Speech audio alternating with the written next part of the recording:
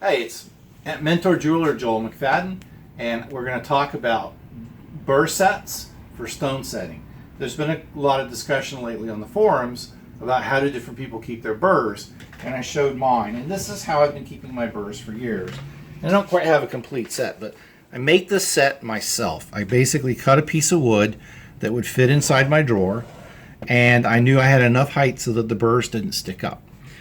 And what I do is I have from 9.9 millimeter up to 3 something millimeters here setting burrs, and then I've got my 0.08 all the way to 2.3 millimeter heart burrs, and I do have a few others that I keep. I used to keep bigger ones, but I don't keep the large 3, 4, 5, 6 millimeter burrs because I don't set stones that way.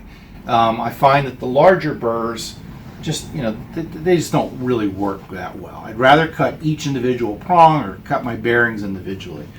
So what we do is I buy my burrs in these packages like this. They come in a package of 6. And the reason you want to do this as opposed to buying a complete set is, frankly, the 4, 5, 6 millimeter burrs and those you may never use, or you may only use occasionally. But the smaller burrs, especially the 2 millimeter burrs, the 1.5 millimeter burrs, you're going to use those every single day. Jewelers that do pave and especially setting tiny diamonds and earrings and stuff, they're going to use these smaller burrs constantly.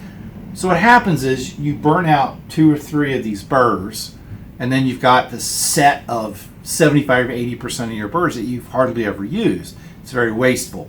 So I say, get these kits like this. It takes time to get all of them, but once you do, once you wear out all your 1.2s, you just come back, you get another 1.2, you put it back in a slot. And then when this becomes empty, I set it on the counter, and then we just order a new package of 6.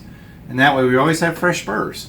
So again, just cut the piece of wood, and then I use a drill press to just cut my little holes, and then I mark them on a piece of tape. Well, I hope this tip helps, and thanks for watching.